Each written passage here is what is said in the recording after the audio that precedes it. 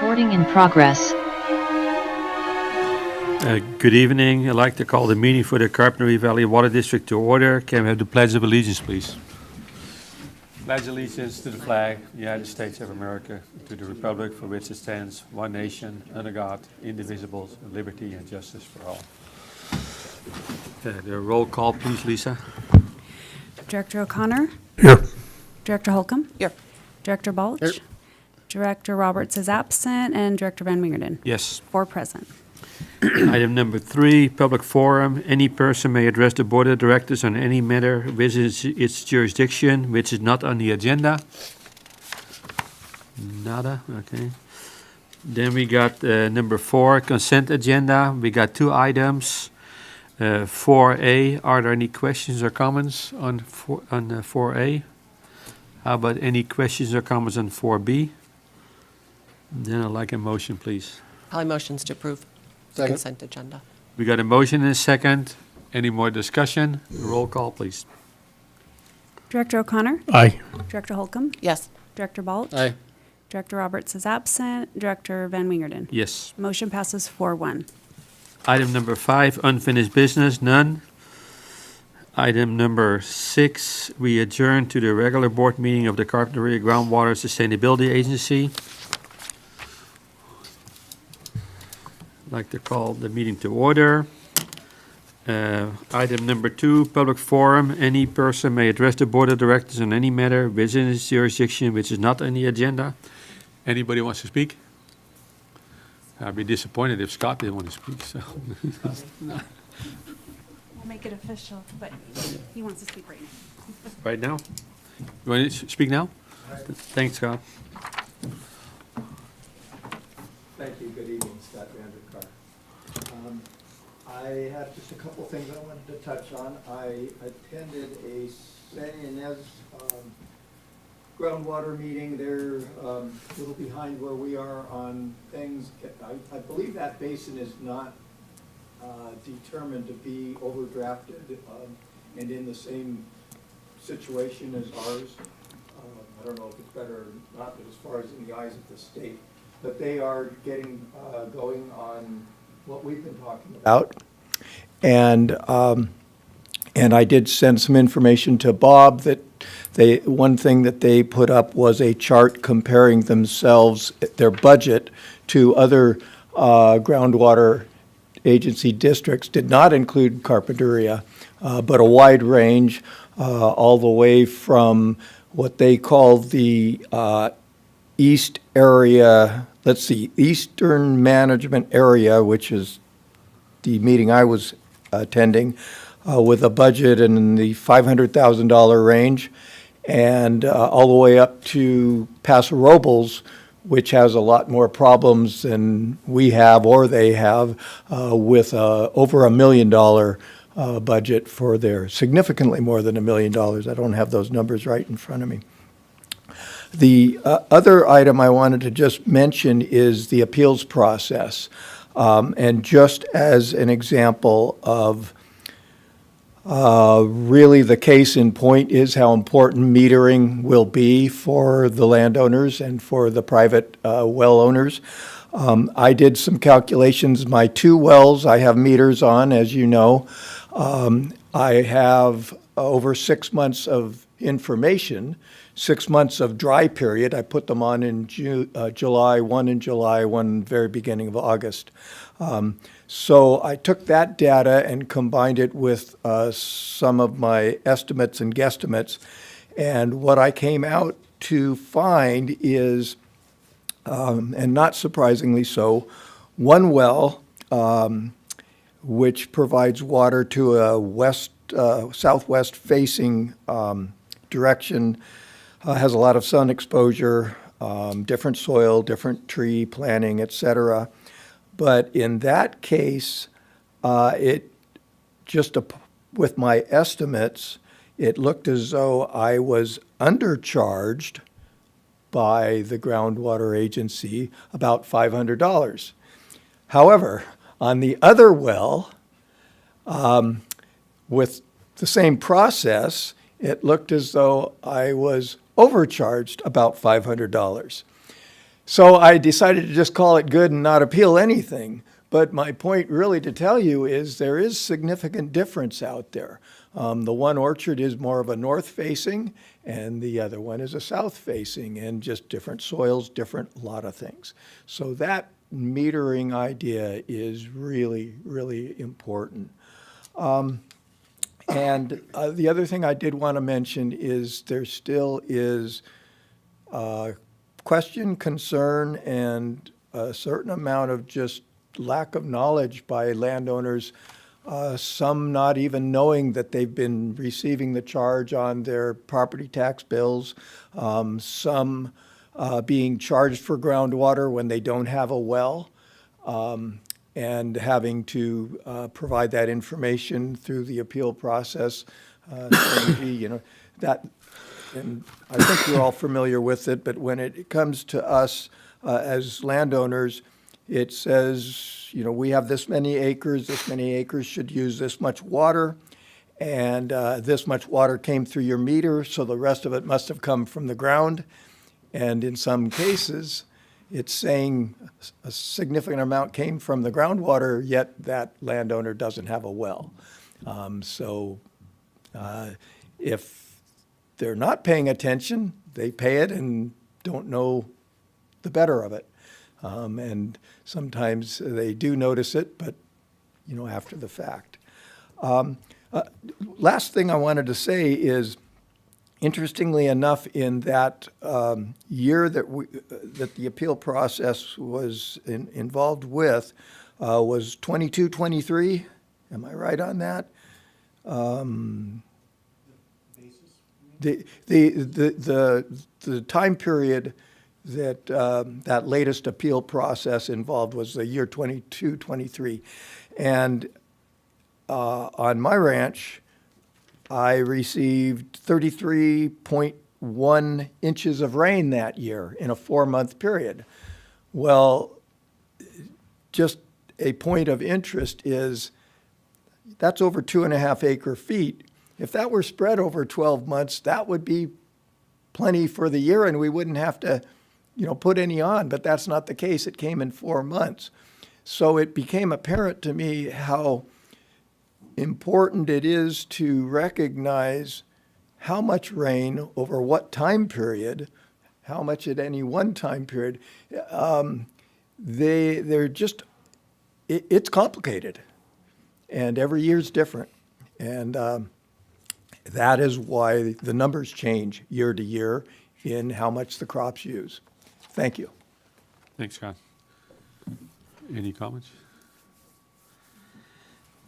We're down to the consent agenda, item 3. Any questions or comments on 3A, the minutes of the regular meeting of the board held on February 26, 2025? Any questions or comments on 3B, disbursement report for February 11, 2025, March 10, 2025? If there's no questions, can we have a motion, please? Polly makes a motion to approve the consent agenda. Second. We got a motion and a second. Any more discussion? The roll call, please. Director O'Connor? Aye. Director Holcomb? Yes. Director Balch? Aye. Director Roberts is absent, and Director Van Wingerden. Yes. Motion passes 4-1. Item number 4, unfinished business, none. Item number 5, new business. 5A, consider appointment of General Counsel Juna Joy Frianeza of Myers, Withers, Gibson, Jones, and Feingold, LLP, and alternate Steve Lee for action. Bob?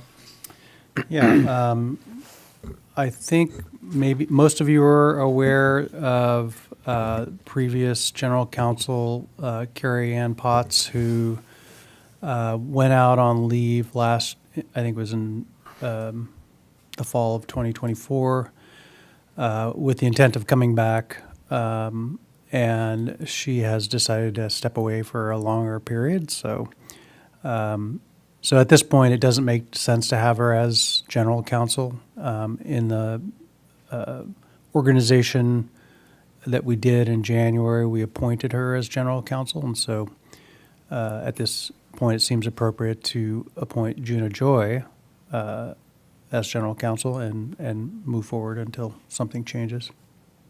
Glad to have you. Can we have a motion? I have a couple questions, I guess. As we only appoint effectively 2 people from the board, I was a little surprised, I guess, not to get any kind of info on her expected duration of absence, or kind of what the firm's thoughts were on the process. And this is more to my lack of understanding and knowledge around the laws, especially with the complex cases that we deal with and Brown Act and all that kind of stuff. I see that, I'm sorry, Miss Frenez? Frenez. You're a junior associate there, or second-year associate? That's correct. And so the alternate, Steve Lee, he'll be the partner that is overseeing my work. But just for purposes of me attending the board meetings regularly, decided to appoint myself as lead general counsel, and he'll serve as alternate. Okay, so yeah, this is again a reflection of my thoughts on the process or my insecurities around the law on it, and I think that it's a pretty big transition. Ms. Potts had been at it for a long time. She was a great counsel, and I'm sure you will be too. It does make me nervous that it's a newer associate at the firm and into this field makes me nervous. Yeah, I'll just say we were surprised when she took a short-term leave. It was a personal matter and took a short-term leave of absence, but understood, and were as well surprised when she decided to make it a long-term. So we really weren't able to plan for it. It was one of those things that came up pretty quickly, and she was gone. And you know, we did talk with the partner, Stephen Lee, to make sure that we'd have continuity between Carrie Ann. There's still communication between her and the office. So questions that have come up, there's still communication about that. In terms of your comfort with a junior associate, there will be a period in which we're sort of evaluating and breaking in and trying to figure out if this is working. So this is it's not set in stone. If we decide we want to go in a different direction, we can. Does Stephen have the time to be the alternate? Yes, he Okay, does. okay. And I'll just add one last comment. My not having the background of those thoughts, it occurred to me that a 1-year contract seemed to be sort of short term, and the relationship appears to be a longer term relationship with the firm. So should we be going longer than a year, in the terms of the agreement? We can. I would suggest we do a year and then evaluate at Under the end of the year and then extend it for. I would a agree longer- based on the other feedback, so. All right, good. I'm comfortable. I don't know you very well at all. I know you've been filling in. Stephen Lee has a lot of experience with our group, and the only reason I asked about how busy he was is that I know when Carrie Ann came on board, we all kind of assumed we would be getting Stephen, but he was busy at the time. So with Stephen still involved, then great. He's still as available as Yeah. as I am. Yeah, so I'm good. Good question. So do we have a motion? Go ahead, sorry. Go ahead. I'm done. Okay, Polly makes a motion to approve the new legal counsel for a year. Second. we got a motion and a second. Any more discussion? Roll call, please. Director O'Connor, Aye. Director Holcomb, Yes. Director Balch, Nay? Director Roberts is absent, and Director Van Wingerden. Yes. Okay, motion passes 3-1-1. Then we got item number 5B, consider approval of the DWR of Groundwater Sustainability Plan for action. Bob? Thank you. So we got, just kind of in review, the groundwater sustainability plan. We submitted it to Department of Water Resources in February of 2024 for review. On February 27 of this year, DWR approved the plan with recommendations. And so the plan is set up, or the law is set up such that the plan is reviewed every 5 years. So since we submitted it in 2024, we will have to review it in 2029 again and update as necessary. And so those recommendations that DWR supplied or provided will be incorporated in the updated version of the plan in 2029. There were 5 recommendations primarily of the plan, and the recommendations weren't, I guess, very explicit or very clear, but the gist of them I put on this bullet list, and there's actually 6 shown here because there was a general recommendation that kind of applied to all of the sustainable management criterias. So recommendation 1 was to better define chronic lowering of groundwater sustainable management criteria, including specific impacts of undesirable results on all beneficial users. And so I believe that DWR in this recommendation is pointing out that our approach to defining these SMCs didn't look at specific impacts. In other words, we looked at lowering of groundwater levels. We looked at the existing conditions in a fixed point in time, and I think it was 2016 where the lowest water levels occurred. And then we looked across to see if there were any dry wells that were reported. Didn't have any, so we concluded that, okay, well, in the lowest condition, there were no dry wells, and so therefore there were no undesirable results. So let's set that low point as the basin, what we call the minimum, or the minimum threshold, meaning don't go below that level of pumping.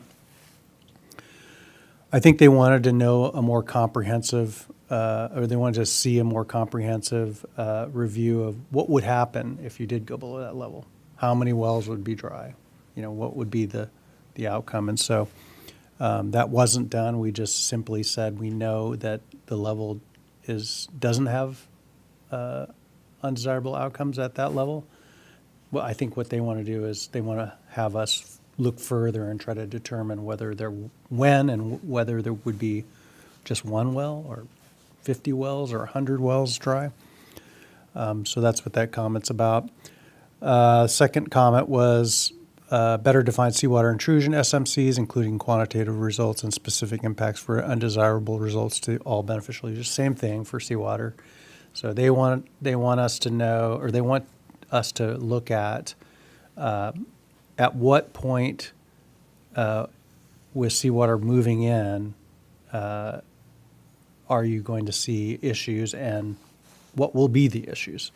And we didn't go into that. We simply said we don't want the concentration of seawater at these particular wells to get above a certain level, and that was our minimum threshold. And that's not enough for them. They want us, similar to the first one, they want to know what are the impacts. Those are relatively straightforward to describe, and so we will do that in the update. Water quality, SMC for changes in water quality. We, not just management-related changes, that we approach the whole GSP with the mindset of things that are out of our control as a groundwater management basin really should not be in this plan because we can't do anything about them. So, if there's some geology that just lends itself to some water quality problem. So let's say you have a certain type of geology that has very high arsenic, for example. There's really nothing you can do about that. And so we chose to not include that in the plan as a sustainable management criteria. And by doing that, we said we don't need to manage those types of situations. DWR disagrees. They're saying we need to at least identify them and put them in the plan, even if we can't manage them, which we'll do. Again, on that same comment 3, they want us to better define the water quality SMCs, including quantitative. So this is a theme kind of going through all of the different SMCs. You may recall, Patrick, sorry, Director O'Connor, you may recall that in the GSP, there are 6 sustainability indicators. The ones we focused on were seawater intrusion because we're a coastal basin, chronic lowering of groundwater. There's also subsidence. We didn't focus on that one. There's water quality. We didn't focus on that one. There's chronic depletion of groundwater, which is kind of tied to water levels, lowering water levels. And then there's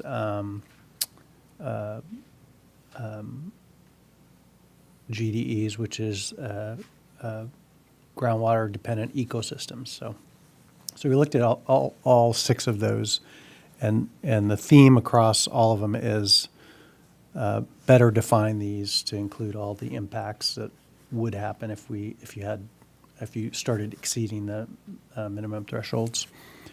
Then number 4, revise the criteria used to define when and where effects of the groundwater conditions cause undesirable results for each applicable sustainability. That's again kind of the same thing.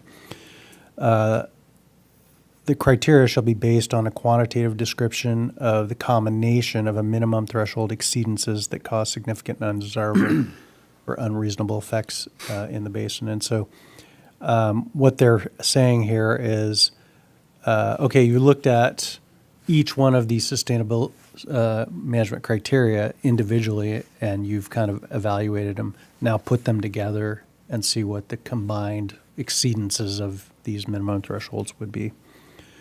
Again, we can do that in the upcoming plan update. Comment number 5 was define subsidence SMC measurable objective to reflect the intent to manage the basin to avoid groundwater-related subsidence. Subsidence was one of those SMCs that we really didn't put a lot of effort into because DWR has a satellite, they call it INSAR satellite, and it measures subsidence. We looked at the readings in Carpinteria, and there was virtually no subsidence, and so we simply stated there appears to be no subsidence in Carpinteria, even at the lowest elevation or lowest storage volume. And then that was it. And I think they want us to actually state in there that we will continue to look at it and will manage the basin so that if it is if it is related to groundwater depletion, we'll do something about it. Along those same lines, instead of using the INSAR, they're suggesting that we develop a monitoring network, which means put some points out across the basin, measure them now, and then continue to measure them moving forward in time and looking at whether or not there's some settlement happening. So those are the remarks, relatively straightforward, not hard to update the plan. So all in all, I think it was a good plan, and they reviewed it in a year, which was good. Not a lot of comments, so we're very happy. First of all, Scott was involved in this whole process, and we were a little worried because I think we knew that there was data missing, and there wasn't a lot to put together. And so when I got this packet, I couldn't believe they approved it. So when I read what the recommendations were, I wasn't too surprised, to your point too, but I was still surprised that they approved us the first time, knowing that these things were, that we still had some work to do. So I think that's just fantastic news. Congratulations. But where I went around and around was, when are these recommendations due? Now, I heard you say in the next 5-year one, so 2029. But what I read here, and I kept going over it, was as soon as possible. So I just didn't know, when do they want to see some movement on those 5 things, just so we're staying current? Is it really at the 2029 plan, or do Yeah, they so want something I interim? think the intent of these, they want to see if it's management action that can be done to start working on that. So you mentioned data gaps. It's not one of the recommendations, but they mentioned it in the write-up as a concern. And they would like us to continue to close those data gaps, which we will be doing. So we won't wait till 29. Okay. We'll continue to work on those data gaps and try to close So there's those. ways that we'll be showing them that we're making progress even Yeah, before. so it's- the annual report, which is actually coming up here, we have to submit it in a couple of days. So annual report, every year we have to submit a report to the Department of Water Resources that talks about what we've been doing during the year. Great, thank you. I mean, I'm thrilled, thanks. Yeah, I would agree. Outstanding result. For me, this package is a real gem of learning. So I found the GSP and the report, rich with information to sort of train yourself on what the basin's all about. What I was looking for, and correct me if I'm wrong, this may be terribly naive, but I was looking for a very simple statement of the condition of the groundwater, over time leading up to now. And the best thing I could find, and it might as well refer to the report because that's what's in the package, but it's in the plan, obviously. But on page 13, there's a couple of comments that talks about the GSP calculates the change in storage, between 2012 and 2020, which is really the sort of baseline period, I think, which reflects current conditions, showing an average annual decline of 3,300 acre feet per year. And then in the next paragraph, it leads itself to saying that the GSP estimates that the sustainable yield for the basin is 3,600 to 4,000 acre feet per year. So my question is, I don't quite understand the nature of those two. Are we, so to speak, just keeping our head above water? No. Or, Meaning we're 3,300 acre feet per year over the sustainable yield. So the sustainable yield is 3,800 per year. We took 6,900 per year for that period. And that largely was due to the drought. Let me back up. I don't want to say we took recharge. The lack of recharge combined with the elevated pumping led to a depletion in the basin over the period. So, but it's important to not look at just that period, Right. because the way groundwater basins work is they fill up over time and then in shorter periods get drawn down. And so in this case, the intensity of that drought during 2013 to 2017 or 2019 was such that it caused a lot of depletion of stored groundwater. that's helpful. It seems like that was a very simple idea that was buried pretty deep in. Yeah, and in the GSP, there is it's chapter 3, and it's in the sustainable yield section, but there's a long-term water budget. Mm-hmm. So it looks at when water was going in and when water was going out and whether it was filling or, depleting. And that's probably the best graphic to answer your question. Yeah, it'll be helpful. I didn't get all the way through the actual plan. I spent more time on the report, but anyway, that's helpful, very helpful. Thank you. Casey, any comments? No, I'm good. So we need a motion for this? No, there's no action. This is just for information. Okay. Then we got number 6, Executive Director Report. Norma? Yes. Okay, through January, the CGSA has received 90% of the direct charges that were assessed, and our expenditures are at about 38%. So below the 58% through January 31st. The next due date is April 10th, so we should get the remaining funds after that date and prior to June.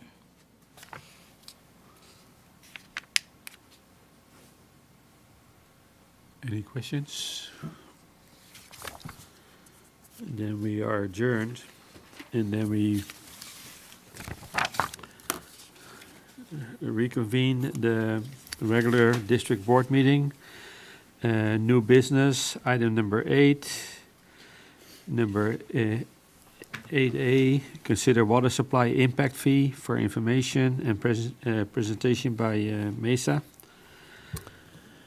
Yeah, so this is back.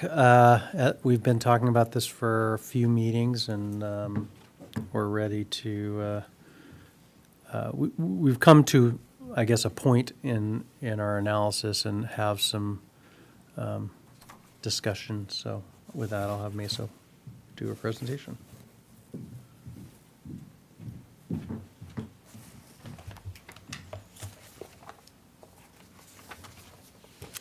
Hello, everyone. So as Bob mentioned, this is, I think, the third meeting where we're talking about the impact fee. So if you'll go to the first slide with the agenda.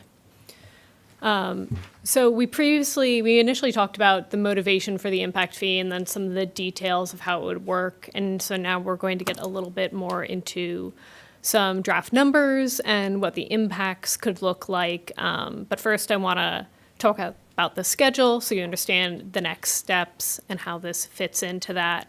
We'll also talk a little bit about how we're getting to these draft numbers and what the basis could be for the fee that we're looking at. And then I have a couple of example projects just to sort of give you some reference points in terms of what the different magnitude of impact might be for different types of projects. So if you go to the first slide or second slide. So we have had 2 meetings on this previously. I think it was January and February, and this is the third meeting, March, on the impact. And so this coincides with the public comment period. We sent out a insert with customer bills, a 1-page description with some basic information about the impact fee and a link to a comment form online, which is on our website, along with some information about the impact fee. We've also been posting regularly on social media, alerting people to the fact that this comment period is open right now, and also that they could come to a board meeting and make comments if they would like to. And so we're hoping that we will receive some public comments. We also specifically sent out an email to a couple of development contacts that engineering has, since they are probably the audience that is most interested in this information. So in April, the public comment period closes at the beginning of April. If there are comments to discuss or comments that influence how we want to go about this impact fee, we will discuss them then. And then as a result, we'll put together the final numbers as well as the documents. There'll be an ordinance and then a short report that we would need to adopt for this. However, if there aren't a lot of public comments to consider, or possibly none, we could just move up this timeline too. So I think it would be June, July at the latest when we would be asking for adoption on this. It could possibly be sooner, of course, as we look at the numbers and talk about the details of the basis for the fee, which we'll get into today. If you have concerns, we can always add additional meetings, but that's the timeline we're envisioning right now. Next slide. So at my previous meetings, we mentioned that CAP could be the basis for this fee in terms of figuring out what the dollar per acre foot would be, because remember what we're talking about is if there is a project that is significantly intensifying the water use of a parcel, we take the acre feet of intensification, which we calculate based on the project description and their allocation baseline, and then we say, what are we going to charge them for that? So we need to know the dollar per acre foot amount that we would charge them for each acre foot of intensification. So CAP could be the basis for that. We talked about water management strategies being the alternative basis, which was obviously not well defined. And to have a fee, we need to define these specifically so that we have a clear nexus between the fee and the water that's being provided and who's benefiting from that water. So what we're doing today is starting to get into the specifics of what these strategies look like. So what we're considering right now, we've been working with a consultant on developing a 50-year water supply strategy. And so we have a couple of scenarios in there. One would be we pursue CAP, another is instead of CAP, we have a local groundwater bank, and another is regional groundwater banking. And so we can use those because they give detailed supply and cost information as the basis for this fee, because then we know how many acre feet we're talking about from each of our different strategies and what the associated costs are. So we start to get to the level of detail that we need to actually have a fee. And so if you go to the next slide, so what we're going to look at today and what we're proposing right now is that we would take the results of the CAP strategy and the local groundwater banking strategy and the dollar per acre foot number that they come up with and use the average of the two. And that would be because currently they're pretty close numbers, and that would allow us to essentially have some flexibility in how we actually go about the fee.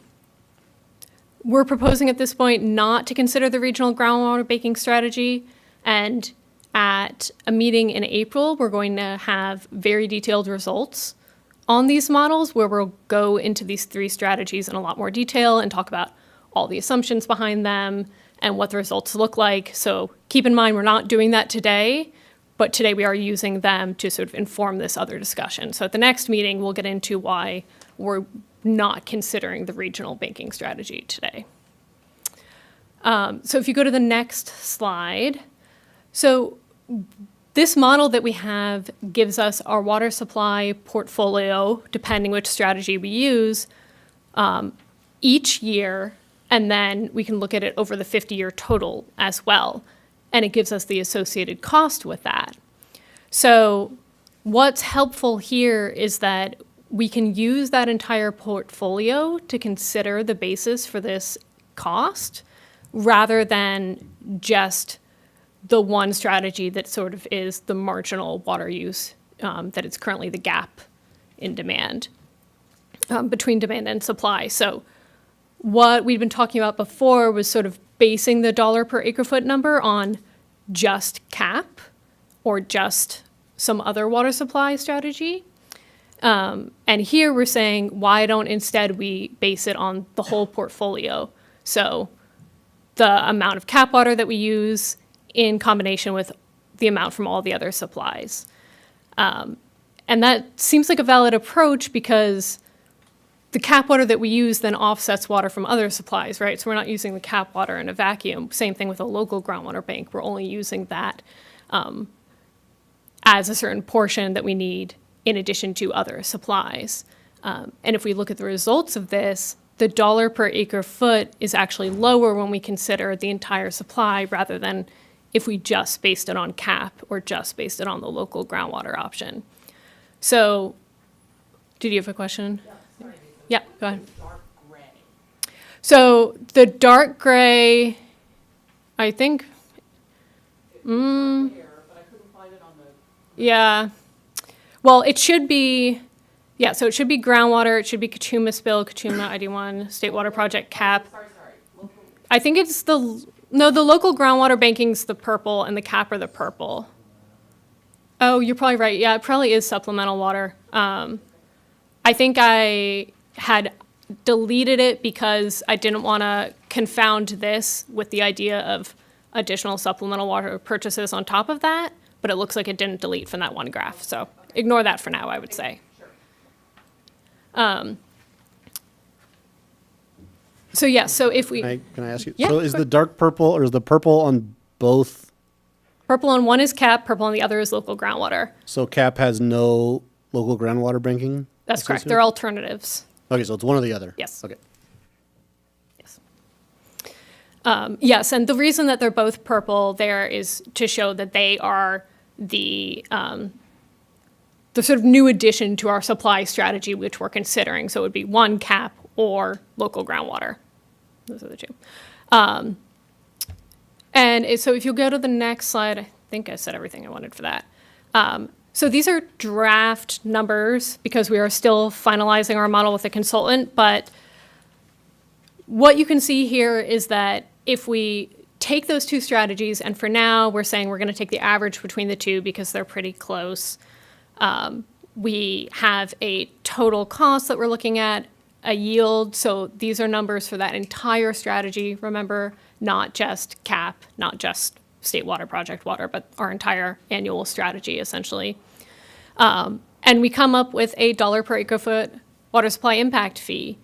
And this fee, I don't know if you remember what we've shown as reference points in the past from Goleta and Ventura, but this is about an order of magnitude less. Those fees tend to be about 10 times more. And these are annualized numbers. Well, so this would be, I sort of get to that on the next slide, but you pay this at the point where you're getting new meters, right? Because this is a project which qualifies for the intensification calculation. So it's only a project that's getting new meters that is significantly intensifying or changing the land use. So they pay this fee at the time they get meters. So it's a point in time where you pay for the acre feet times this fee. The fee amount changes over time, and I'll get to some details of that on the next slide, but you are always paying for essentially what the fee is today, and then you're sort of buy into the system the same way we do with the capital cost recovery fee, where you sort of have to make up what you haven't contributed but other users have, but you're not paying for the future because that will be covered in water bills or the tax roll or whatever other strategy we decide. So is this the cap? For No, both, so or this is the average between the two. the blend. Yes, this is the blend. Because remember, we don't have final numbers there yet, so I don't want to give you exact numbers for one strategy and then we get too attached Sure. to them. So But yeah. yeah, I mean, this isn't anywhere near the cap cost. Not even. Well, that's the thing, is it would be higher if it were just CAP, but because it's essentially we take our entire strategy for the year with groundwater, if we have spill from Kachuma, State Water Project water, CAP, and then that's what we come up with. I think part of the reason that this is lower for us than some of the neighboring agencies is because we're considering taking that portfolio approach. And if you just use the new capital project, it looks much more expensive. And I think it makes sense to take this portfolio approach because that capital project isn't used in isolation. Yeah, you can, just to add a little bit of further description, you can think of that 1,100 acre feet as including some of the avoided costs that you get when you go with a project like CAP, for example, supplemental water purchases or bringing in more state water. Those things cost. So if you were to compare a do nothing project versus the CAP, you would say, okay, the CAP will help you avoid more state water, will help you avoid buying supplemental water. And when you add that all together, you divide your, total annual supply by the total cost. That's what that number is representing. But isn't cap the most expensive water of those options?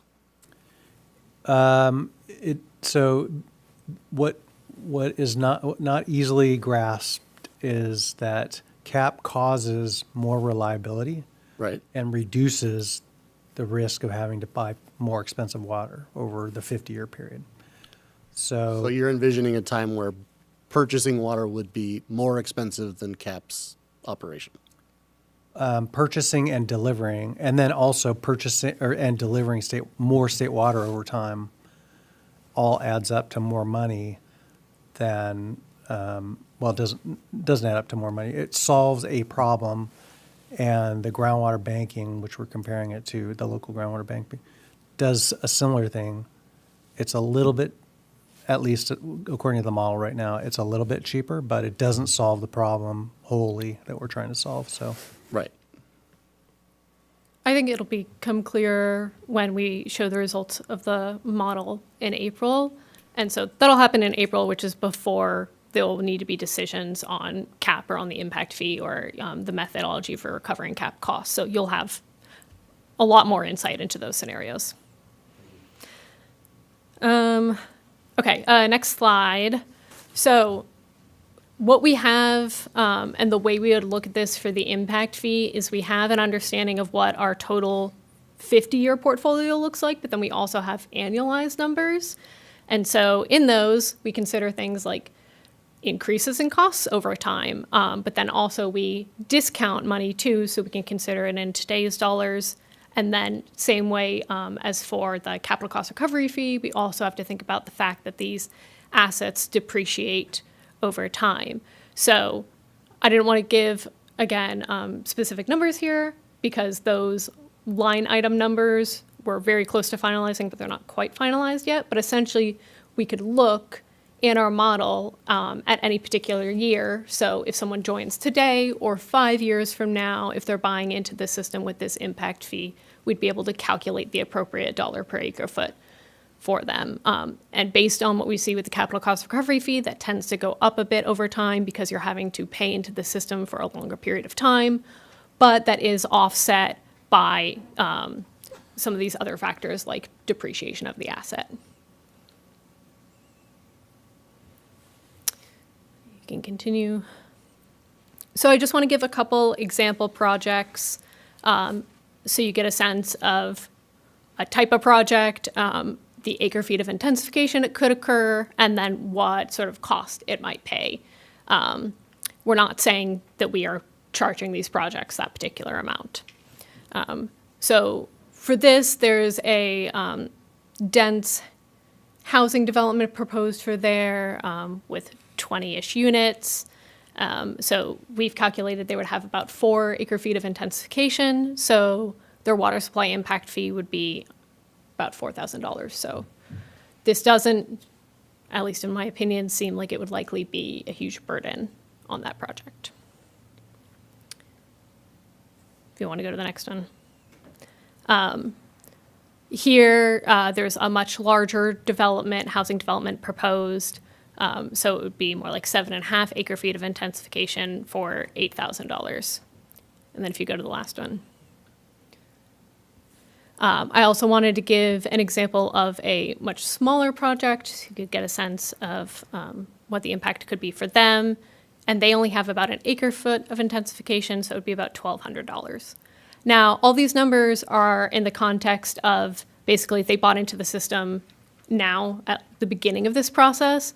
Again, if they were buying into the system 10 years from now, those costs would look very different because they'd be paying for 10 years of buy-in, not year 1 of buy-in. So just keep that in mind. So would it be 10x? No, not necessarily. It depends on the lifetime of the asset and those other factors. Yeah, the that we depreciation have. speed, but it would go up.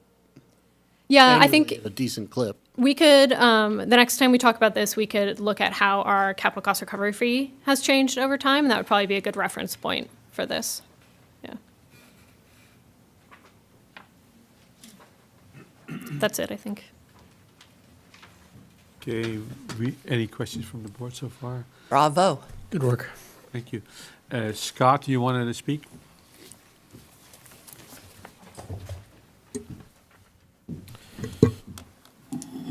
Scott Vanderkar. I'm laughing at myself because I think I'm going to be a bit foolish in what I say. As a customer, this is what I received.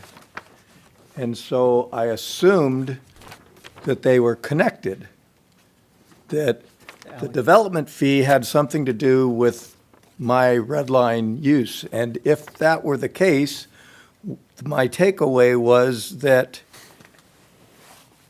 if I go over my red line in the future, I may get a penalty, and it may have something to do with the impact fees.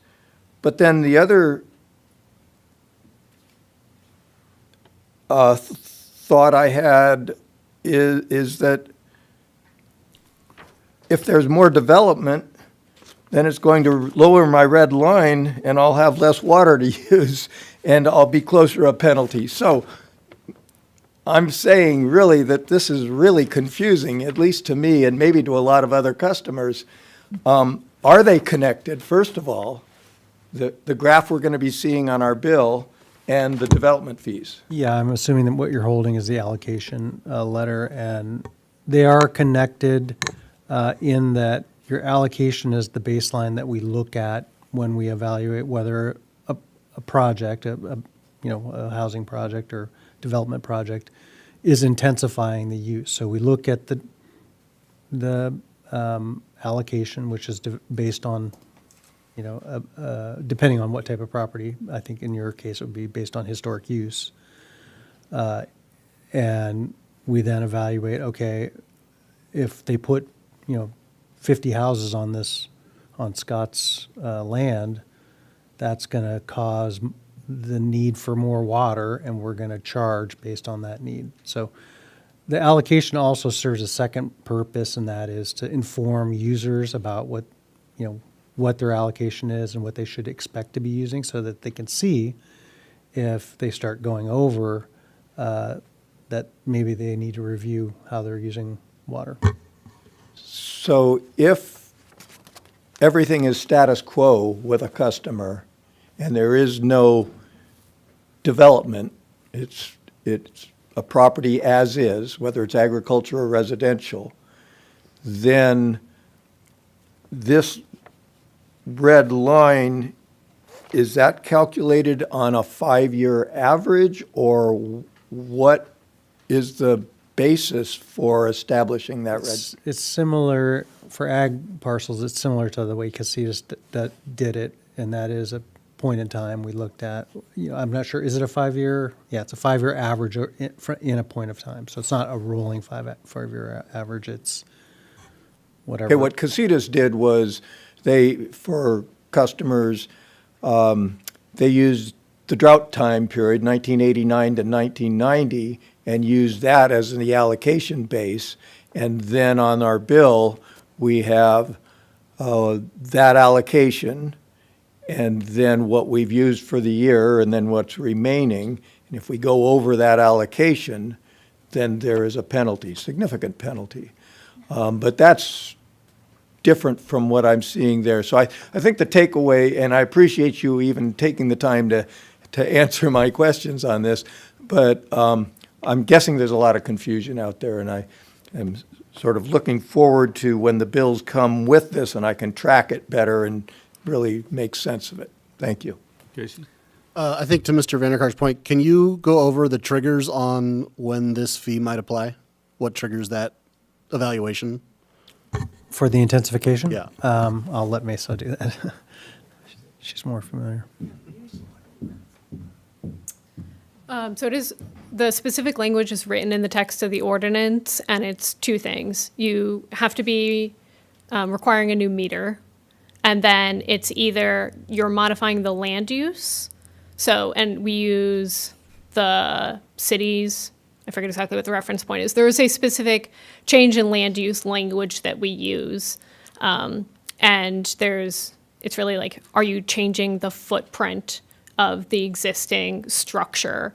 That I believe triggers it. There's also, are you adding condos or subdividing a parcel?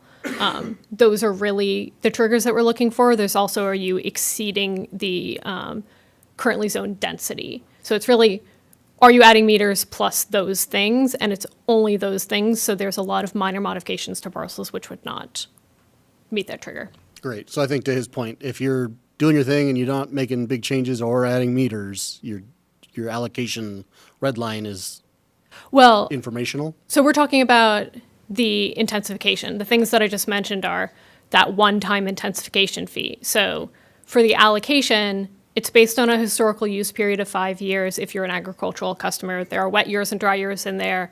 And I think a normal year when we have those. And so if you're operating normally, you would hopefully fall within that allocation. You may occasionally exceed that allocation. Occasional exceedances, I don't think, are a cause for concern. If you're concerned that you're regularly exceeding your allocation, you can reach out to our conservation person or submit an appeal form, because it's possible we have information for the parcel incorrect. So I'd say if you're regularly exceeding your allocation, those red lines are on the graphs now to contact us. Thanks. Patrick? Just want to make one comment, based on my activity and other land use, interests, is oftentimes the 2003 zoning map is what's referred to as sort of current for Carpinteria and Carpinteria Valley.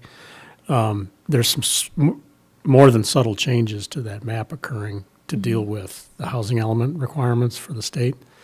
And there's a new, shortly going to be updated zoning classification called residential mixed use, which is not residential, it's not commercial, it's not industrial, but it's a set of parcels that were identified as a new zoning classification to address the housing shortages. So I think those are going to be opportunities where intensification comes into play.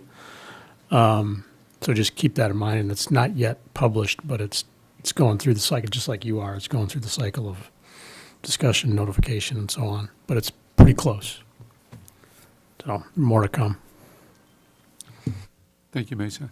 Bob, a question. Scott's red line, isn't it also connected to the state, bringing to tell us how much water we can use for a residence or an acre of farmland?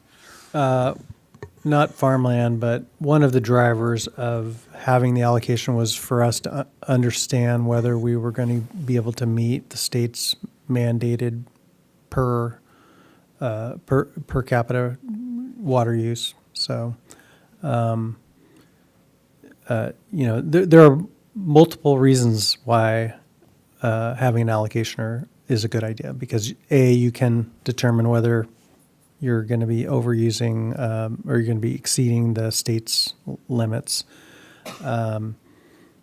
It's information for the user so they can understand kind of where historically they've been, or if it's a residential parcel, what the water demand should be for outside and inside. And in droughts, we hear often when we have to do drought stages and reductions, we often hear people say, I'm already conserving, and so now you're going to ask me to cut back another 10%. And so we can look at allocations and say, your allocation has been this, and it's, in the range of where you are with similar types of uses, where you are, and adjust it based on that, as opposed to just saying everybody has to cut back 10%. Right, so it's more a fairness issue. Whoever is already responsible now, say, hey, I give them my best shot, and then our red line will show that they are giving it their best shot. Right. Thank you. Anyone else? Can I ask a question? Go for it, Shirley. Oh, I wasn't sure if you could hear me because I have no raise hand thing. I had a few questions. The first one is the $1,100 per acre feet one-time payable impact fee. Does that reflect the 40% rate increase across the board that was estimated last time we were talking about the rate structure? Are those two tied together? Does that equal that?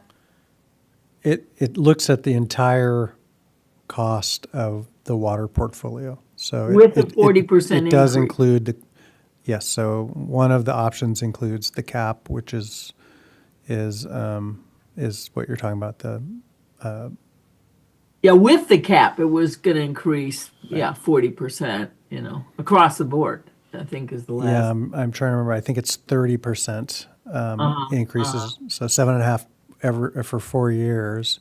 However, 2% of that each year is just inflation. So it's actually more like 22% for cap.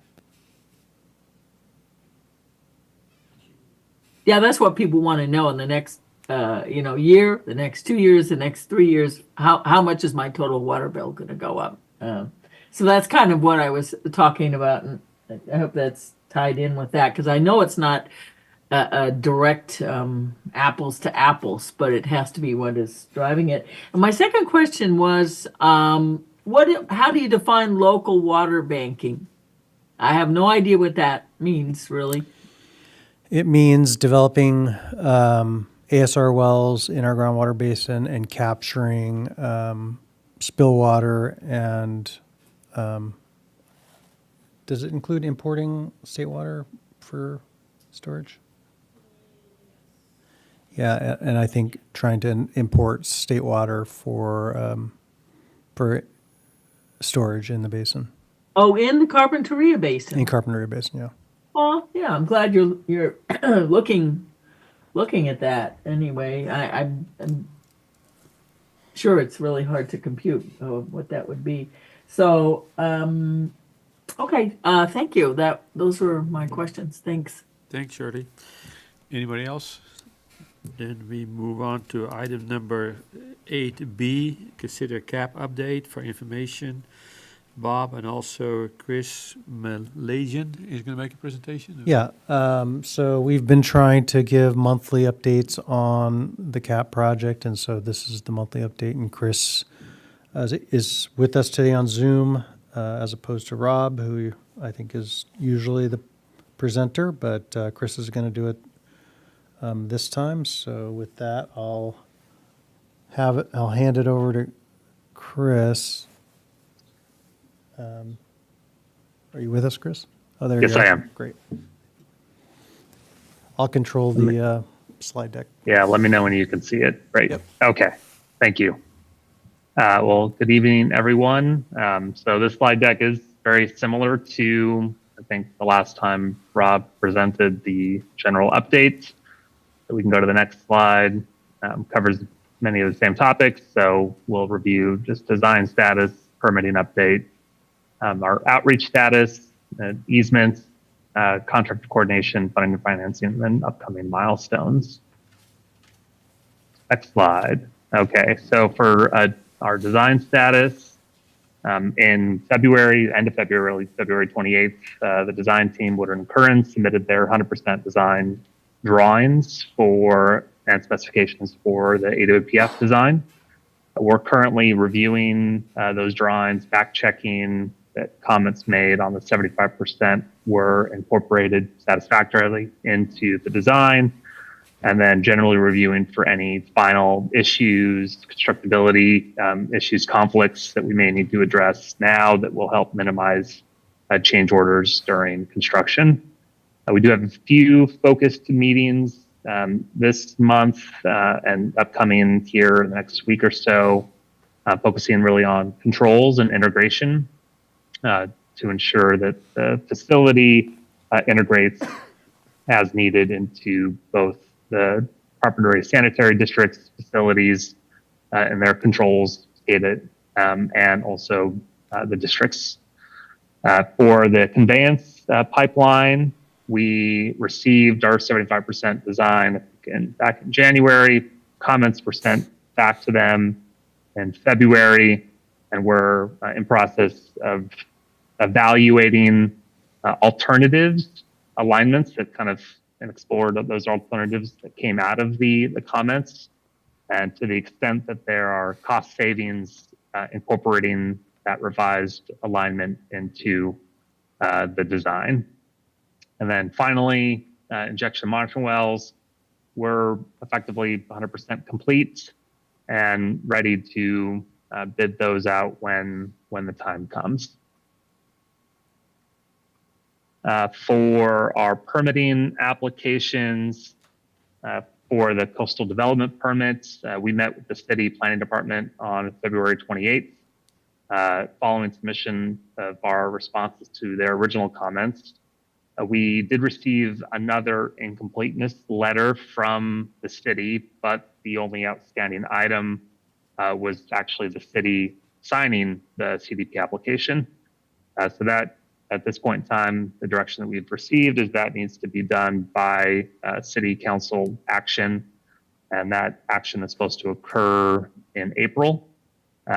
Reason for the city signing the CDP application is because of the Memorial Park monitoring well that is located in Memorial Park, and we're working with, and we'll kind of talk later on here with DDW to attempt to eliminate that monitoring well from the project, as We believe that installing only the 2 new monitoring wells on Linden and in Meadowview are needed to meet Title 22 requirements. Otherwise, we're expecting our Planning Commission hearing sometime in July, August timeframe, but hopefully we can speed that up as we're working with the city to accelerate that process. For other permitting efforts, we have submitted effectively all of the technical documents that we intend to submit to both the regional board and DDW at this time. So we completed an anti-degradation analysis and submitted that to regional board on March 13th, and then submitted our ocean discharge analysis to the regional board, different groups, on March 14th. The only remaining item that we must submit or intend to submit here is our Title 22 engineering report before May or in May. And what that really means is just at this time before we start in construction and get move more forward with the project. Next slide. For outreach, FM3 has launched their survey in early March. As of kind of end of last week, they had over 200 community members participate in that survey. Our goal is 400 total, and we're hopeful that we reach that goal by the end of this week. So our target is to present summary of that research at the April 23rd board meeting. Otherwise, collateral development is underway. We've got drafts into staff for review, including a draft presentation, bill inserts, community packets, and we intend to begin reaching out to the communities directly who will be most affected by the project, principally sort of the neighborhoods surrounding the Meadowview and Linden injection well sites, since they'll see sort of extended construction for those for the injection and monitoring wells. For easements, good news. Yesterday, we actually received the signed Catholic Church agreement. So now it's on the district to sign and return. There's some strategy that needs to be managed there with regards to that agreement. I think we have 180 days after the agreement is fully executed before it becomes void. And so we just want to make sure that we time the district's signature on that agreement, but otherwise that easement's in place. And then for contractor outreach, we conducted another tour with a prominent contractor who have expressed a lot of interest in CAP. And just generally, you know, we're seeing a lot of positive feedback from contractors, excited for this project. You know, contractors of the caliber that work on projects like CAP, you know, they like to work on good projects too. And, you know, there's general recognition that the goals of this project, the impact and the benefits to the community, the project team, you know, both Bob and Craig with the CSD, really have made it that they've expressed a lot of excitement. So we're hopeful that that desire translates into a very competitive bidding environment. Next slide, our financing update. So we did get some good news, and there's some less than ideal news to present here. So through efforts made by the project team, including Craig with the CSD, who flew to Washington, D.C. to meet with Salud Carbajal, and other efforts to coordinate with those on the legislative bodies in charge with kind of drafting, you know, the budget. We were named on the continuing resolution that passed recently and signed into law. This named CAP as the grant recipient, which was necessary to receive the $8.7 million amendment that we had been notified that we were received or awarded last fall, but we couldn't access those funds until the project was named in a continuing resolution. So that was accomplished, which was great for the projects.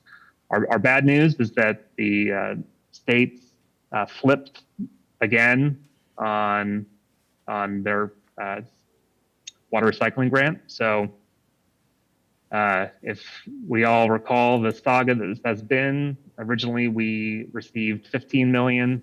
That was kind of the original grant total. And then back in early 24, based on the draft governor's budget, they reduced that to 5 million. And then within a few months, the intended use plan for fiscal year 24-25 added back the additional 3 million. So we were led to believe that our grant total for CAP would be 8 million through the states. And most recently, we were notified that they're taking back that 3 million. So keeping us at 5 million, with generally the understanding that because Prop 4 passed, that will likely end up being the source for hopefully our grants kind of make up the grant total that we have, but generally speaking, just recycling water projects.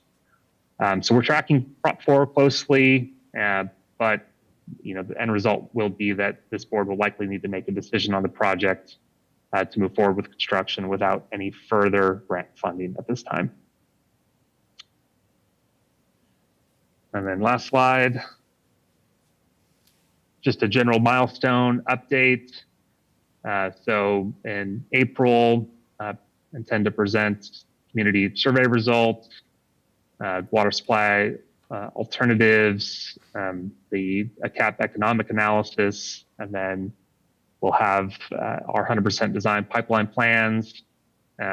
We, at this point in time, still intend to advertise the AWPF construction bid package in May, and then early summer advertise the pipelines and the wells, and then receive all 3 bids, our city planning commission hearing, and then operations agreement execution. And that's all I have. So I'll open up to any questions if there are any. Patrick? Just one thought as a benchmark, I made a point to sit through the city council's review of the solid waste management fee increase earlier this week. It's 0 customer feedback, not a thing. So I'm not sure it's directly applicable, but there's not the nuance of property owner versus, user, like the context of water is, but there is to some extent. So I just thought it was interesting. They got literally no feedback from their mailer. And it was a 5% increase that just went through.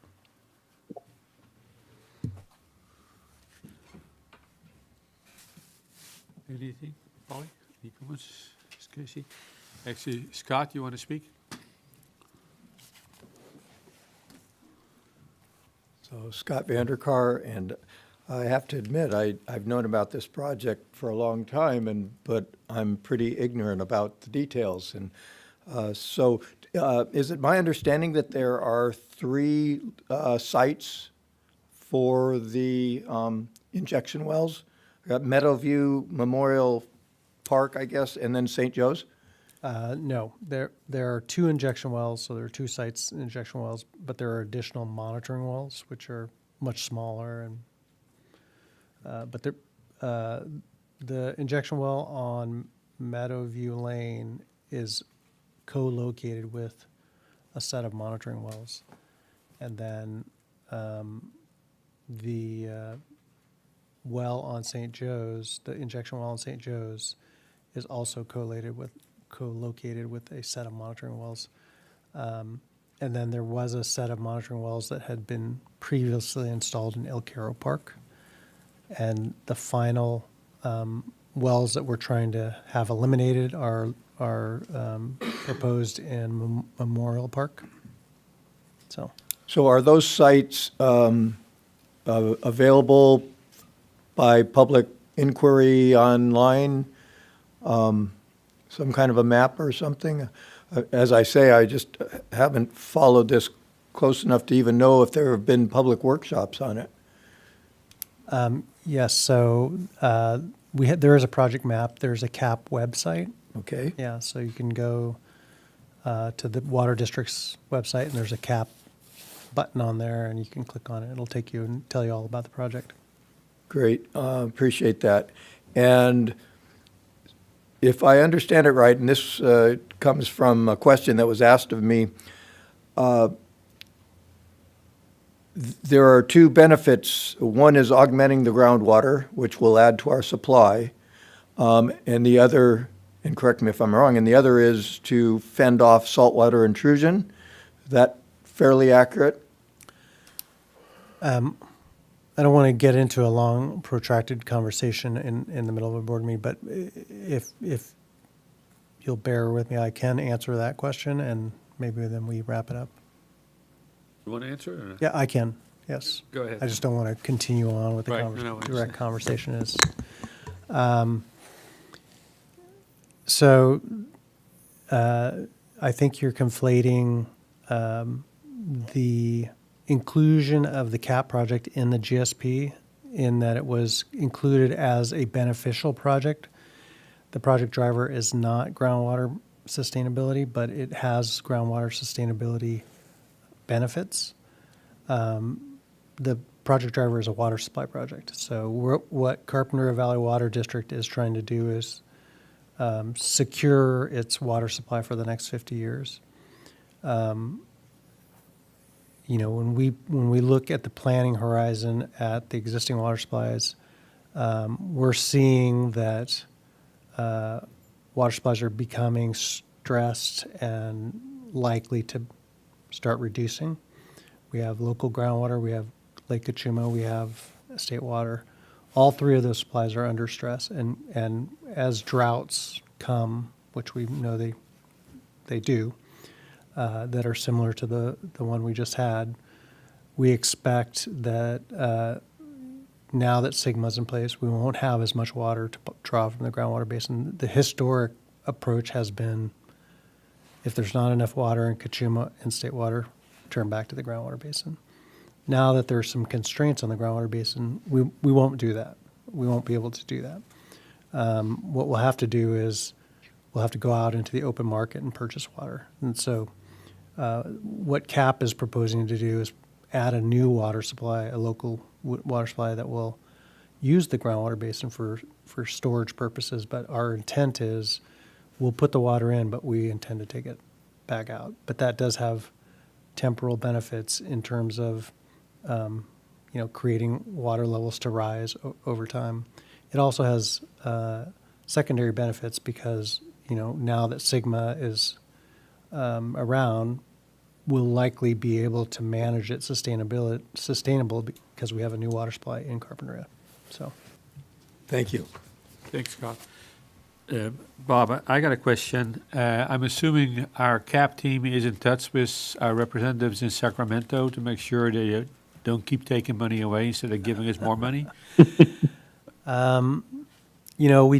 We spent a lot of time trying to get that $10 million back, and we ended up with $3 million. But in the end, I think that the fact that Prop 4 passed and that there's a budgetary problem in California, the governor decided to take all money back that was allocated at the time of the budget. So Right, so at least we're trying, so under Yes. the circumstances. Okay, thank you. Anyone else? Can I make a comment? Absolutely, go for it, Shirley. Yeah, I was getting hopeful because the state, one of the big $1 billion water projects, the aqueduct starts with an R, Bob. Anyway, it looks like it failed, and there's some other projects along with that aren't going along. So it was a $500 million the state got back in grant money that they're not using. So, you know, I just wish I could figure out the ins and outs of how people, you know, can not, I don't think all of the money's been reallocated to other projects, but it's it's for groundwater banking and it's for you know, recycling, I think. But Bob is aware of that, but I just wish we could do, you know, do more about this, you know, this half, you know, $1 billion extra money that came up with the state that that I'm sure everyone would like to have more of, but there's opportunities that come up and things change. So I hope we're on it, and I'm sure we are, and everyone's trying their best. But I wanted to make you aware of that. Okay, thank you. Are you familiar with it? Yeah, that's the Vaquero expansion, reservoir expansion project, and that's a part of the water storage infrastructure funding program, I think. And we are aware of that, and we have been looking at that as a potential, you know, source of funding.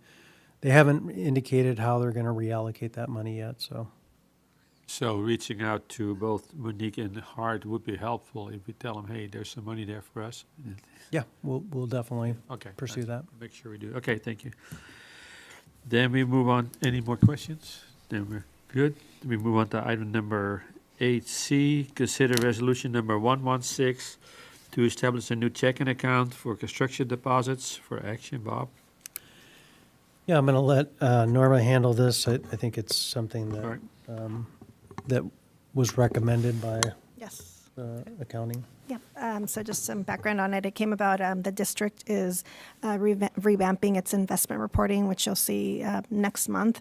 And as part of that, we reviewed neighboring agencies' investment reports, and we noted that a few of them had separate checking accounts for their customer deposits. So the district, when customers request any service connections, meter installations, or any type of modifications, we require deposits from the customers. And currently, we have those funds in the district's general operating account. As of March 11th, we have about $640,000 worth of deposits. So in speaking with the accounting department, it makes sense for us to have them separate. It would simplify the reconciliation, the tracking, and the processing, not to have those funds mingled in with the just general operating accounts. So we are recommending that we are authorized to establish this account. We did have a comment from Shirley Johnson about including something in the resolution that states that it will be included in the disbursement report, which it would be included in the disbursement report. The only transactions that we expect to see in that account are transfers from that checking account into the district's operating once a project is closed out, or any refunds back to the customer if their deposit exceeds the cost of the project. I move we adopt resolution 1166. Holly seconds. We got a motion and a second. Any more discussion? Roll call, please, Lisa. Director O'Connor? Aye. Aye. Holcomb? Yes. Director Balch? Aye. Director Roberts is absent, and Director Van Wingerden. Yes. Motion passes 4-1. Item number 8D, consider appointment of General Counsel Juna Joy Frianeza of Myers, Withers, Gibson, Jones, and Feingold, LLP, and an alternate is Stephen Lee for action. That's Bob, anything else you want to add to that? Same as as explained in the GSA meeting. Polly makes a motion to Second. support the We contract. got a motion and a second. Any more discussion? Roll call, please. Director O'Connor? Aye. Director Holcomb? Yes. Director Balch? Nay. Director Roberts is absent, and Director Van Wingerden. Yes. Motion passes 3-1-1. Then we got item number 9, director reports. 9A, CCWA Operating Committee meeting, March 13, 2025. Bob? Yes, I attended this, and there were a couple of interesting items on the agenda. It was a long, actually probably one of the longest operating committee meetings that I've been to. But we talked about the typical things, the water supply outlook, and some of the operational activities. But I think the more interesting thing or things to me were a proposal by a housing development that that was being proposed in Orcutt, and they essentially were proposing to utilize the coastal branch for wheeling purposes, which is something I've advocated for a long time. We have excess capacity in that facility, including the Polonio Pass water treatment plant, and they proposed to get their own water from wherever they want to get it, and then move it through the coastal branch, including the Polonio Pass, and then pay a wheeling fee to CCWA.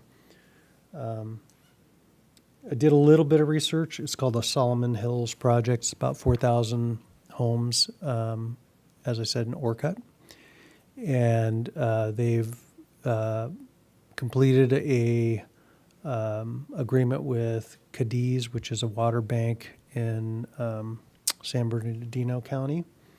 And so I suspect that that's where they'll be working with Cadiz and maybe some other water dealer to get the water and then move it through the CCWA system.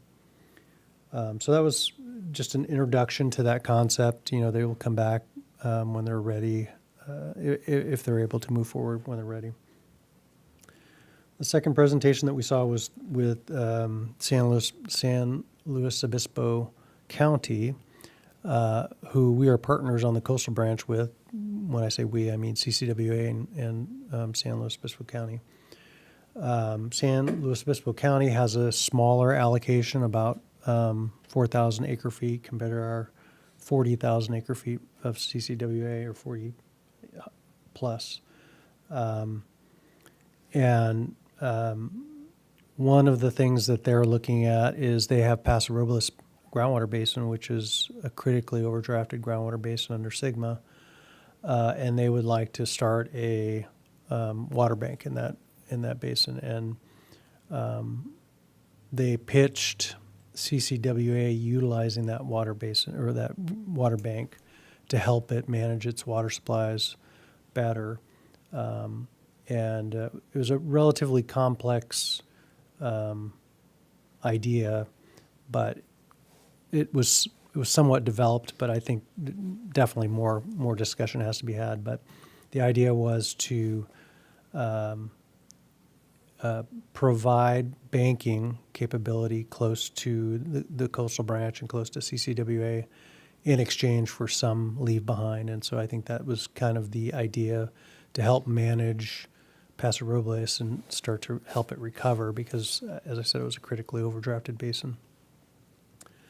That was interesting. And then finally, they presented the annual budget, which was also pretty good news in that the costs are expected to decrease slightly from last year. So that's my report. All right, thank you. Any questions? Then we got item number 9B, Comb Operations Committee meeting, March 20, 2025. Polly? Thank you. So there were two items on the agenda, and the first one was the infrastructure improvement plan over the next 5 years. This had been reviewed by the member unit technical team. Bob also participated in it. Basically, what we do is take a look at what the Bureau categories are for immediate attentions. Cat 1, which we do not have right now, which is great news. Category 2, potential operations failure. Category 3 would be nice to have an improvement or enhancement. And we came up with a total list of projects at $7.88 million. We have our own internal priorities that go from 1 to 6, meaning 1 being the highest priority, 6 being, if we can get to it, let's see how things go. A lot of these I've already reviewed with you at different meetings, but for instance, two of the ones are the Laurel Outlet Works tunnel safety improvements, and also, of course, the North Portal Elevator modification study and implementation. A category 2 this is for Combs scale, is the Lower Reach South Coast Conduit Blow Off AVAR valve replacement. And then there's lots of threes: Reservoir Bypass, Channel Road improvement, Sheffield Tunnel evaluation and repair that I told you about a couple months ago, the North Portal Intake Tower and Gate Chamber seismic assessment, what would happen in an earthquake. So a lot of these have already been on our radar, but basically we approved it, knowing that the engineering teams approved it. Bob, correct me if I'm wrong, there was one that Joel wanted to add, which was the emergency pumping facility, and only because this is going to be a dry year, and so he was getting worried, but the technical team said emergency means emergency, so wait until it's an emergency. So I think he was just being overcautious. So right now, that amount is roughly 7.88 million, again, over 5 years, with some of the partial reading of the projects that I have told you, others you're already familiar with. And the other part, before I go on to the risk and resiliency, is there anything else that, okay. And then the other one was the risk and resiliency assessment, and basically, COMB takes the lead, but we also presented this to the technical team in doing the COMB, what COMB sees for the EPA as its various threats in the infrastructure from the intake tower down to Carpinteria. This could be earthquake, this could be vandalism, it could be rain, debris flow, fire, of course, vandalism, cybersecurity, and basically, we do this every 5 years, and we prepare the report, which is considered sensitive. So I think that's about all I'm going to say on it. Our deadline is to present it, to hand it in March 31st. And then what the member units do is take that as kind of a foundation, even though our list differs. You know, we have our own areas, but so COMB goes first, and then the member units will be doing theirs as well. Is there anything else you want to say? Again, it's sensitive material for obvious reasons, so I think I'll stop there. And then, of course, Patrick, the next meeting is Monday the 31st, because this Monday was spring break for a lot of people. That concludes my report. Thanks, Polly. Any questions? Then we move on to item number 10, General Manager's Report, 10A, Financials. That's Norma. Hey, wait a minute, you guys. Can I say one more thing? I thought this was kind of cool. So even though it's lower on the priority, for the first time, we are tossing around hydropower. And it is extremely rough and very, very preliminary. And Galita had presented this about maybe a year ago, not just verbally saying, hey, you guys might want to look at this because we're doing it, and there could be some opportunities to generate some hydropower. You know, you never know. And so as it turns out, Joel said there could be some places in the infrastructure where it just might work. So I thought that was really cool. Sorry I didn't mention it before, but way down on the list of priorities, but early days, but looking into it. I like it better than Edison Company. That sounds good. Well, that's what we're thinking. Thank you. No, great. Thank you. Norma? Okay, water sales budget to actual through January. We are actually 106 acre feet above sales projections, and that's related to just an increase in ag sales through January. And through January, again, we're 58% through the year, and our water sales are right at 58.4%, and our operating expenses are just below that at 55%. Any questions? Then we got, thank you, Norma. 10B, Bob, Engineering Report. I'm going to ask if you have any questions on B, C, and D, if that's okay, and then I'll jump to the water supply report if you have none. No, that's fine. So any questions for Bob on B, C, and D? If not, we move on to 10E, Water Supply Report. All right. Whoops. So it's a familiar chart showing total surface water available, and you can see we're in very good shape compared to previous years. We have a significant amount of Kachuma carryover, as well as a full allocation of state water. Total well production is down because you may recall, we met our groundwater production goal a little bit early because we're concerned that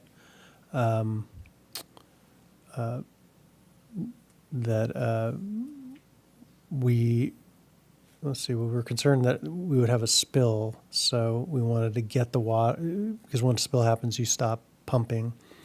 So we wanted to get the water pumped before that event happened. Of course, it hasn't happened, but you have to kind of time it so that you're prepared when and if it does happen. So this is kind of a look at target sales versus actual sales, and you can kind of see the. I'm sorry, this is. I don't have my long distance glasses on. I apologize. This is the groundwater protection map, and so again, I think as I mentioned here, we hit our target of 1,000 acre feet right there in December, and so now we've really been only turning the wells on just to exercise them and take samples as necessary. So it's going to be flat until June. Metered consumption. So this is month over month, and you can see we're up a little bit from last year. The weather has been a little bit different this year, so I think that's driving ag use a little bit more than last year. Also, we had significant snow over the last several weeks, which is pushing the snow accumulation closer to the average in all three regions of snowpack. So that's good news for the State Water Project. So this is kind of the statewide view of that. I don't know what that red line is, but this is kind of where we would expect to be on average. And so we're pretty close right in March there. Allocation, as you know, a few weeks ago, or you may know, it was raised to 35%. And then, of course, this is kind of the reason why our sales are up. Is it was relatively dry. The bars down below kind of show the rain. So we really got almost no rain up until February, and then we got all of the rain in February. So, and you can see the demand line kind of, these gray lines are kind of a dry year and a wet year. I'm sorry, a wet year and a dry year. And so you can kind of see we're straddling the wet year early, but then kind of go into the dry year as we get into the winter, and then really kind of exceed the dry year. But then when it really rains, we kind of come back down to the wet year. So yeah, this is again the consumption. And you can kind of see we're kind of right in between, the target line and the maximum line here. And so we expect we'll probably, as we head into the warmer months, we'll probably see this kind of stay in the middle. And we'll come in probably a little bit above our projected sales. This just breaks it down into M&I versus ag, and you can see the ag is really where it's followed the upper boundary and then actually exceeds the upper boundary here, versus M&I, which is kind of following the lower boundary.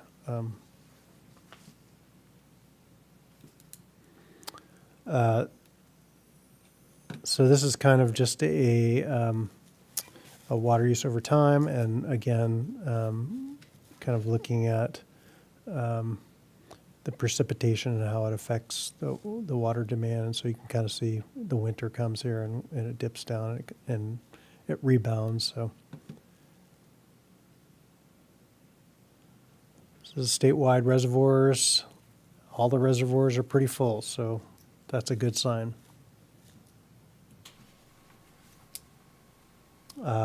So percent to date for rainfall in Carpinteria is at 51%. and 42% of the total year. So we're still below, quite a bit below as well at Kachuma in terms of rainfall. And there's likely to be a little bit more rain this year, but again, this is fairly, we're fairly behind the curve on rain. Kachuma is at 171 or 88% of total, or 89% of total volume. So Kachuma is in pretty good condition still. We don't expect any cutbacks with respect to that supply. So again, because we're, particularly in the southern area, low on rainfall, you can see that the drought monitor is starting to show that there are signs of a drought starting. And so we'll see what the rest of the year looks like. And then, of course, 1 year drought is something that we can easily handle. But if it continues, if it stacks on, then we'll start to see the state turn darker colors. So that's it for the water supply. If you have any questions. Okay, then thank you, Bob. Then we'll go to the closed session items. Item 11A, pursuant to Government Code Section 54957, Public Employee Performance Evaluation, titled General Manager.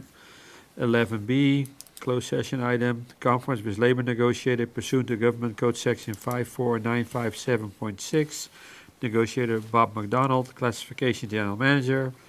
Then closed session item number 11C, conference with legal counsel, existing litigation, Government Code Section 54956.9, D1, name of case, Central Coast Water Authority et al. Versus Santa Barbara County Flood Control and Water Conservation District et al., case number 21 CV 02432. So we're going into closed session. Recording stopped.